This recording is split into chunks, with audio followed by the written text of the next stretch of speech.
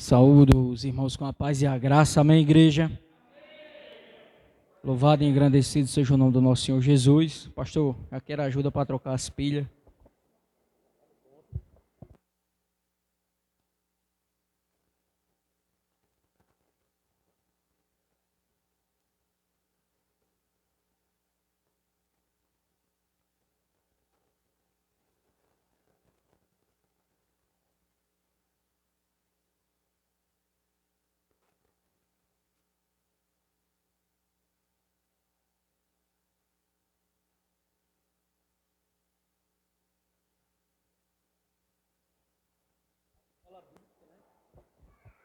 A partir de hoje, a escola bíblica está começando das crianças no domingo. Para a honra e a glória do Senhor Jesus, estamos voltando à normalidade. Aos pouquinhos, Deus está operando e aos pouquinhos a igreja está voltando ao normal. De fato, a palavra do Senhor nunca esteve presa, nunca esteve impedida de ser semeada. Mas o bom é a igreja se reunindo, congregando, para exaltar e glorificar o nome do nosso Senhor Jesus Cristo. Irmãos, muito feliz com essa oportunidade que o pastor me concede pregar depois de um recesso tão grande. Confesso que fica até com frio na barriga, mas Spurgeon dizia que no dia que perder esse frio é porque perdemos a dependência de Deus. Estamos aqui pedindo a Deus que nos ilumine para que de alguma forma seja edificante para mim e para os irmãos. Eu gostaria que os irmãos abrissem lá em Atos capítulo 20. Nesta noite a gente vai estar trazendo uma palavra, Atos capítulo 20, do verso 17 ao 38.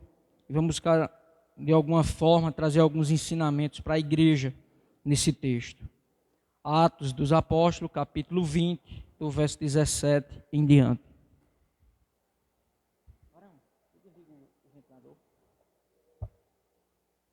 Quem achar, diga amém.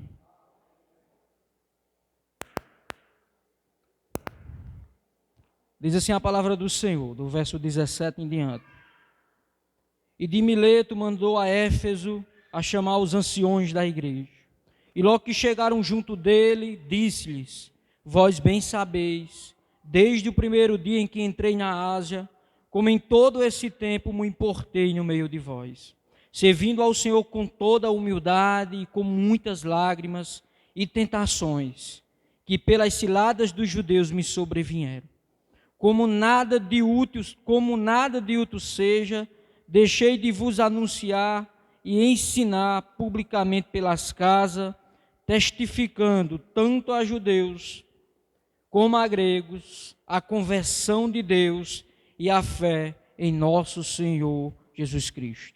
E agora eis que, ligado eu pelo Espírito, vou para Jerusalém, não sabendo o que há de mim acontecer, senão que o Espírito Santo de cidade em cidade me revela dizendo que me esperam prisões e tribulações.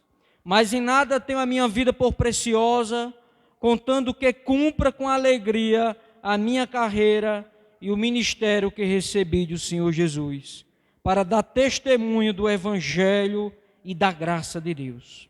E agora, na verdade, sei que todos vós, por quem passei pregando o reino de Deus, não verei mais o meu rosto. Portanto, no dia de hoje, vos protesto que estou limpo do sangue de todos, porque nunca deixei de vos anunciar todo o conselho de Deus. Olhai, pois, por vós e por todo o rebanho sobre que o Espírito Santo vos constituiu bispos, para apacentardes a igreja de Deus, que ele resgatou com o seu próprio sangue. Porque eu sei isto, que depois da minha partida entrará no meio de vós lobos cruéis, que não pouparão rebanho, e que dentre vós mesmos se levantarão homens que falarão coisas perversas, para atraírem os discípulos após si. Portanto, vigiai, lembrando-vos que durante 3 anos não cessei dia e noite de admoestar com lágrimas a cada um de vós. Agora, pois, irmãos, encomendo-vos a Deus e à palavra da sua graça, e a Ele que é poderoso para vos edificar e dar herança entre todos os santificados. De ninguém cobicei prata, nem ouro, nem vestuário. Sim, vós mesmos sabeis que para o que era me necessário, e aos que estão comigo, estas mãos serviram. Tenho-vos mostrado em tudo que trabalhei assim. É necessário auxiliar os enfermos e recordar as palavras do Senhor Jesus que diz: mas bem-aventurada coisa é dar do que receber. Até aqui, amém? Vamos orar. Senhor Jesus, obrigado por essa palavra. Obrigado pelo teu evangelho, que de pronto, numa leitura rápida, já corta a nossa alma, já começa a separar juntas e medulas a alma e o espírito. E eu te peço, Espírito Santo, que me ilumine, que abra o meu entendimento, para falar, meu Pai, aquilo que te agrada à tua igreja. Abra o entendimento da tua igreja, meu Pai, para reter aquilo que o Espírito Santo quer falar a cada um de nós neste lugar, nesta noite.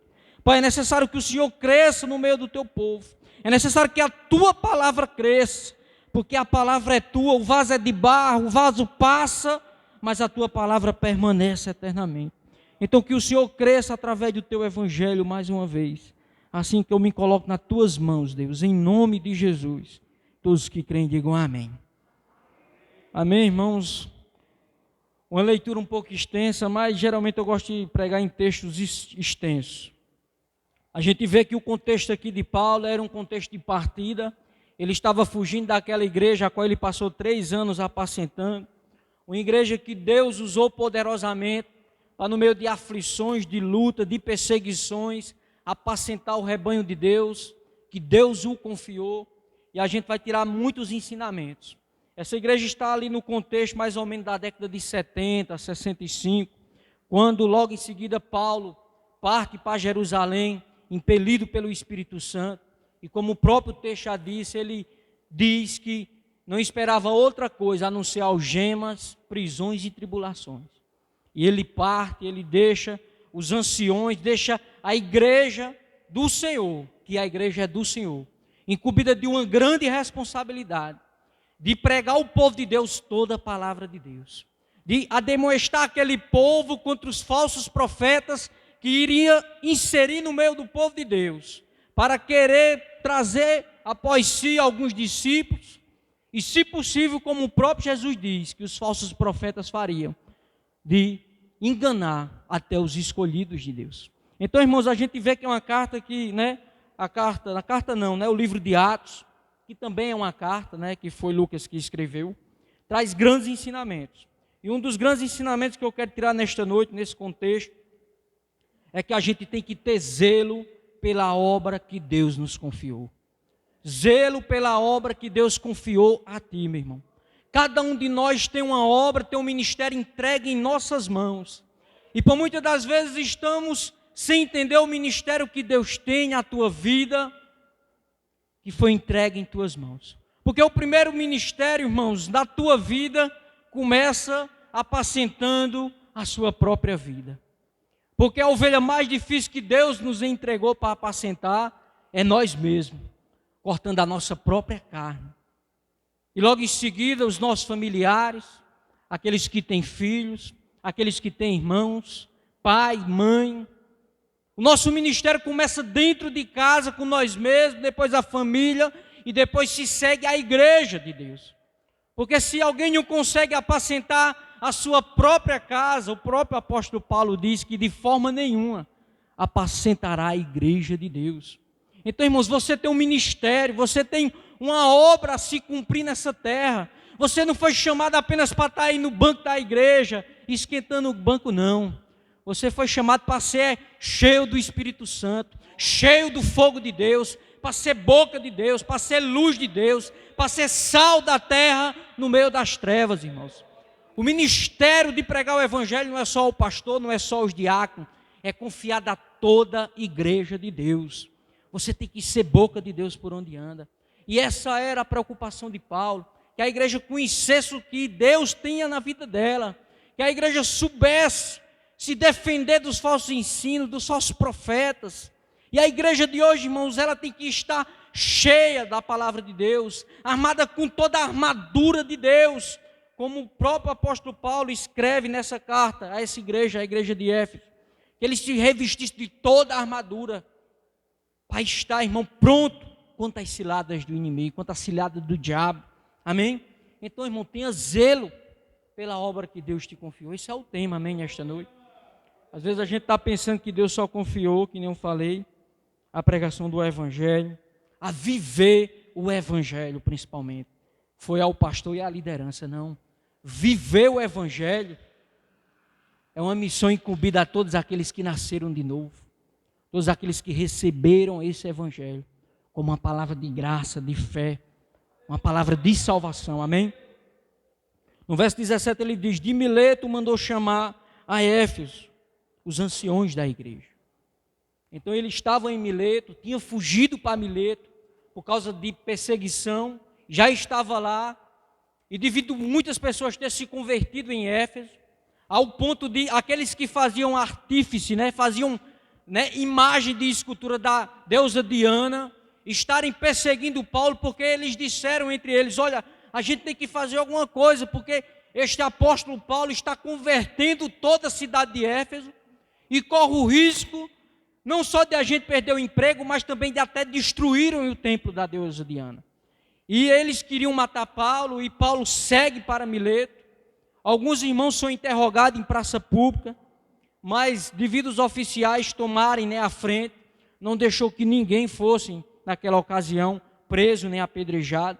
E Paulo parte para Mileto, e ali ele entende que é o tempo de ele partir para Jerusalém e deixar a igreja incumbida da sua responsabilidade. Sabe por quê, irmãos? Os profetas passam, os pastores passam, mas a igreja tem que continuar fazendo a obra de Deus. O apóstolo Paulo ia passar, mas os anciões, os presbíteros, os diáconos tinham que entender o que Deus tinha confiado em suas mãos, que é o rebanho de Deus, que é a noiva de Deus, para zelar por ela, cuidar dela, amar ela, irmãos. E não é fácil, mas com Deus tudo é possível ao que crê, amém? Não é fácil você apacentar a tua casa, o rebanho que Deus te confiou, mas se você confiar em seu braço, em sua força, em seus currículos e diplomas, você vai fracassar. Mas se você confiar em Deus, você vai ser mais do que vitorioso. Irmãos, não precisa ser doutor, não precisa ser teólogo para pregar o Evangelho, não. Começa apacentando a sua casa, começa fazendo a obra que Deus te confiou no seu lar, apacentando você mesmo. E deixa Deus ir trabalhando, amém? Ele vai capacitando, Ele vai completando a boa obra que começou em nossas vidas. Ele chamou os anciões ali em Éfeso, e a gente já tira esse grande ensinamento, que todos nós, os anciões, a igreja de Éfeso, a igreja de Mileto, precisava entender o ministério. E ali ele, naquela noite, ele começa um sermão de despedida, passa da meia-noite, tem um jovem chamado Eutico, que cai da janela do terceiro andar, ele cai e morre, a Bíblia diz que ele morre, mas Paulo vai lá, se estende sobre ele, ora e diz: irmãos, fiquem tranquilos, o Espírito está nele. E os irmãos se tranquilizam. O apóstolo Paulo era um homem de vida, um homem de fé, um homem de oração, um homem de testemunho, um homem que tinha a vida dele doada ao Evangelho, e por isso Deus usava poderosamente, irmãos. Não tem como Deus usar aqueles que cocheiam entre dois pensamentos.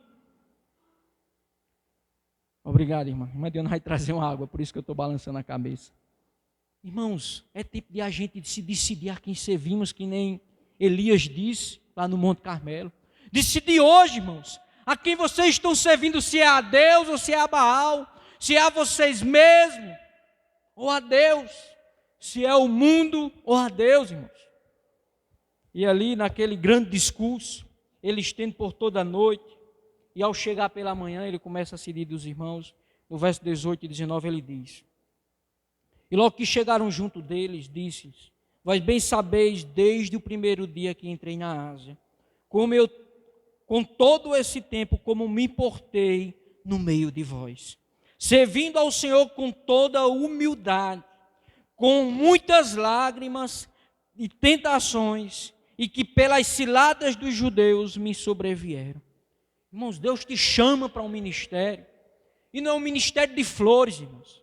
Às vezes a gente pensa que abraçar o ministério de Deus, abraçar o chamado de Deus, é um chamado, como muitos falsos profetas têm ensinado nos nossos dias, e somos a geração talvez que mais se levantou falsos ensinos, falso profeta, que é: venha para Jesus e acabe os seus problemas, venha para Jesus e deixe de sofrer. Não, irmãos, o evangelho é: venha para Jesus e venha ter paz. Venha ter paz, mas não a paz que o mundo conhece, mas a paz que Deus nos dá. Uma paz que excede todo entendimento humano, uma paz que não é a paz dos homens, mas é a paz de Deus. Porque quem tem a paz de Deus, irmãos, é como o apóstolo Paulo: é preso e louvando, é preso e orando, é preso e pregando o evangelho, é passando fome, tribulações, perseguições, e alegre, louvando a Deus, dizendo: eu sei a quem eu estou servindo. Irmãos, você está servindo a Deus. Não olhe para a circunstância. Por muitas vezes a gente ora, e esquece de olhar para Paulo, que até o lenço de Paulo era levado para os enfermos e era curado. A sombra de Paulo, de Pedro, passava sobre as pessoas e elas eram curadas, eram expulsos demônios. Aí Paulo ora por 3 vezes ao Senhor, e o Senhor diz: a minha graça te basta, porque o meu poder se aperfeiçoa na fraqueza. Ou seja, a minha graça te basta no meio dessa tempestade, Paulo. A minha graça te basta no meio dessa enfermidade, meu irmão. A minha graça te basta no meio dessa tempestade. Irmãos, a graça de Deus te basta. Alegra-te no Senhor, confia no Senhor. Irmãos, Paulo disse: vocês conhecem o ministério que eu tenho enfrentado com lágrimas. Às vezes a gente tem chamado para um ministério, a gente pensa que é um ministério só de alegria. É no Senhor, irmãos. A nossa alegria é no Senhor, não neste mundo. Neste mundo, pelo contrário, Jesus diz: tereis aflições, muitas tribulações, por causa do meu nome. O mundo vos odiarão, o mundo vos perseguirão, o mundo vos acusarão injustamente por causa do meu nome. Serão expulsos das cidades, das sinagogas. Irmão, você quer ser abraçado pelo mundo? Então você não está com Jesus. Porque quem está com Jesus, por muitas das vezes, é odiado pelo mundo. Tem até o testemunho de dizer: ele é homem de Deus, mulher de Deus. Mas eu não quero na minha casa não quero esse povo na minha casa não. Eu sei que são de Deus, mas eu não quero. Por muitas das vezes, irmãos, é não ser convidado para o aniversário de um parente, para o casamento de um parente, para o churrasco de um parente, porque as trevas não querem negócio com a luz, irmão. Se você está em Cristo, por muitas das vezes, é para odiar mesmo. É para resplandecer sobre as trevas que está no mundo. É para muitas das vezes, irmão, ser antipolítico, ou seja, não dizer só o que agrada às pessoas, porque você quer ter felicidade e fala o que as pessoas querem ouvir. Mas você quer ter paz, quer ter santificação, quer ter a direção de Deus, fala aquilo que Deus mandou falar. Aí por muitas das vezes o mundo não vai aceitar, porque a verdade dói. Mas a verdade é para ser falada, ela é para ser pregada com amor. Não como por muitas das vezes a gente diz, como tem até um ensinamento que diz: o sábio, elogia em público e aconselha, adverte, em particular. Mas a verdade tem que ser dita por muitas das vezes. Por muitas das vezes somos odiados porque amamos a verdade, porque amamos o evangelho, porque não concordamos com o pecado, porque não concordamos com as coisas carnais que nós mesmos queremos andar, que nós mesmos, há uma guerra constante entre nós, entre a carne e o espírito. E Paulo vai discussando isso, dizendo: tem lágrimas, tem tentações, tem cilada dos judeus que sobrevieram sobre mim. Você pensa que não vai ter cilada por onde você andar, não? Falsos testemunhos. Irmãos, abre os olhos para Jesus. Os dias são difíceis, mas com Deus tudo é possível. Com Jesus é na cova dos leões e a gente em paz. É Ele quem tampa a boca dos leões como quer. Mas também quando Ele não quer, irmão, Ele deixa passar o fio da espada. Quando Ele quer, irmãos, Ele tira da fornalha de fogo aceso. Ele anda com nós e tira para um grande testemunho. Mas quando Ele não quer, Ele deixa queimar vivo, para glorificar o nome dEle. Porque não é como nós quer, como Deus quer. E Paulo diz: e se for por causa do evangelho, eu estou pronto tanto a viver como a morrer. Todavia que se cumpra em mim o ministério que Deus me confiou. Que se cumpra na tua vida, meu irmão, entre tribulações, perseguições, o ministério que Deus te confiou. Amém? No verso 17, no verso 20 e 21, ele diz: como que útil seja, como nada que útil seja, deixei de vos anunciar e ensinar publicamente pelas casas, testificando tanto a judeus como a gregos, a conversão de Deus e a fé em nosso Senhor Jesus Cristo. Outra coisa que a gente aprende, irmãos, com o apóstolo Paulo, um homem simples, o maior teólogo de todos os tempos, o maior fundador da igreja de todos os tempos, um homem intelectual, sábio, mas cheio de Jesus, que não fazia acepção de pregar, tanto fazia pregar para uma pessoa, como de casa em casa, como nas sinagogas, como aonde fosse, a palavra de Paulo era uma só, era que Jesus salvava pecadores.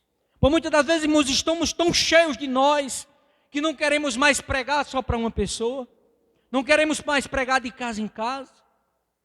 Se achamos o teólogo tal, o doutor tal em teologia, e esquece de que Deus chamou para apacentar ovelhas, para apacentar às vezes tanto judeus como gregos, tanto sábios como ignorantes, ou seja, tanto pobre como rico, tanto mais intelectual da igreja como mais simples. Irmãos, Deus te chamou, foi para de uma forma, simbólica, ser escravo de Cristo, amar a obra de Deus, amar todo o evangelho de Deus. Irmãos, por muitas das vezes é necessário a gente descer do nosso pedestal. Por muitas das vezes, irmãos, é necessário a gente deixar, que nem João Batista disse. Jesus disse que entre nascido de mulher não tinha nenhum maior do que João Batista. E João Batista disse: é necessário que ele cresça e que eu diminua. Por muitas das vezes estamos querendo crescer e diminuir a graça de Deus. Quem salva é Deus, quem faz a obra, quem convence o homem, irmão, do pecado, da justiça e do juízo é Deus. Apenas pregue, porque quem faz a obra é Deus. O irmão mais simples dessa igreja pode chegar ali e pregar para 2, 3 pessoas e converter, ganhar a casa dele, a família dele, ser um evangelista na cidade, e o cara, com doutorado em teologia, apenas só pregar e ser da boca para fora. Porque a vida cristã não é uma vida da boca para fora, mas é uma vida de prática, é uma vida de fé, de viver não por vista, como para agradar homens, mas viver para agradar a Deus. A vida cristã, irmãos, é diferente, é uma vida a qual a gente coloca em prática, e essa palavra corta mais o pregador do que os ouvintes. No verso 22, 23 e 24, ele diz: e agora, eis que ligado eu pelo Espírito, vou para Jerusalém, não sabendo o que há de me acontecer, senão que o Espírito Santo de cidade em cidade me revela, dizendo que me esperam prisões e tribulações. Mas em nada tenho a minha vida por precioso, contanto que se cumpra com alegria a minha carreira e o ministério que recebi do Senhor Jesus, para dar testemunho do Evangelho e da graça de Deus. Irmãos, por muitas das vezes, não queremos receber as mensagens que o apóstolo Paulo recebia de cidade em cidade. Porque vivemos hoje, por muitas das vezes, os falsos ensinos, que procuramos de cidade em cidade massagear o nosso ego. O profeta fulano de tão disse que vai me curar, vai haver libertação, eu vou me libertar das dívidas, agora vai ser um tempo só de refrigério, vou ter mais tempo para Deus, porque eu vou morar numa cobertura, lá em João Pessoa, de 500 mil reais, e lá eu vou ter mais tempo. Não, o apóstolo Paulo tinha tempo, era diante das perseguições, das prisões. Ele diz o que vai na contramão do que a gente quer hoje. Ele diz: de cidade em cidade, o Espírito Santo, os profetas me revelam, e esperam em Jerusalém prisões e tribulações. Irmãos, dificilmente, se hoje um profeta se levanta e diz: irmão Estênio, você vai apacentar a igreja fulano de tal, eu te digo que Deus te envia, mas lá vai ter perseguições, prisões. A primeira coisa que eu vou questionar, eu vou dizer: irmão, será que esse negócio é de Deus mesmo? é de Deus. E vai ter que ser confirmada várias vezes. É por isso que ele diz que de cidade em cidade Deus confirmava. É tanto que quando ele chega, ele parte a viagem na próxima cidade. No capítulo 21, no verso 11 em diante, ele diz: e demorando-nos ali por muitos dias, chegou da Judéia um profeta por nome Ágapo. Este, vindo ter conosco, tomou o cinto de Paulo e ligando os seus próprios pés e mãos, disse: isto diz o Espírito Santo. Assim ligarão os judeus em Jerusalém o homem a quem esta cinta, de quem é esta cinta, e o entregarão nas mãos dos gentios. E ouvindo isto, rogavam-lhes, tanto nós como os que eram daquele lugar, que não subisse para Jerusalém. Deus vinha falando, na próxima cidade, no porto de Cesareia, Deus usa outro homem de Deus, pega o cinto de Paulo, amarra ele e diz: olha, o que te espera em Jerusalém é isso. Paulo tinha convicção do seu ministério, do que Deus tinha para a vida dele, do que Deus ia fazer na vida dele. E ele sabia que, mesmo se fosse para estar preso em Jerusalém, Deus ia usar ele, como usou de prisões e prisões, de cadeia em cadeias. E é tanto que quando ele chega em Roma, na sua prisão, na sua última prisão, ele diz que Deus o colocou lá para ganhar quase toda a guarda pretoriana. Irmãos, a guarda pretoriana era a guarda de confiança do imperador Nero.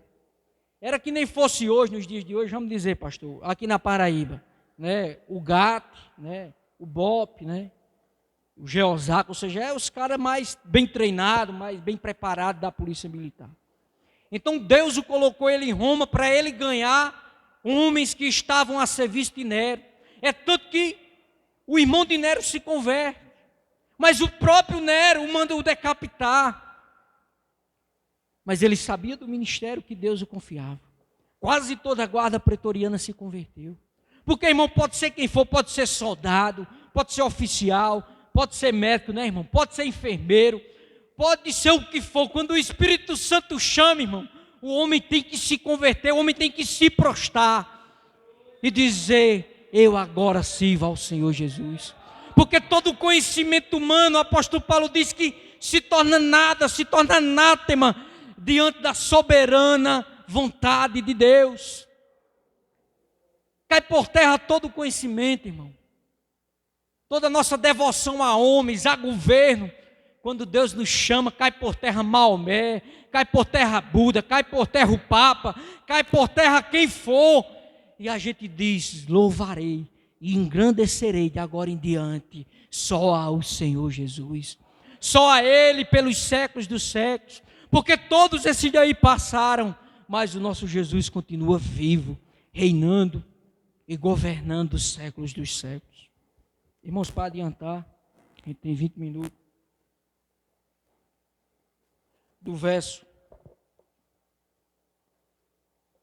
28 ao 30 ele diz: olhai, pois, vós por todo o rebanho, sobre que o Espírito Santo vos constituiu bispo, para apacentardes a igreja de Deus.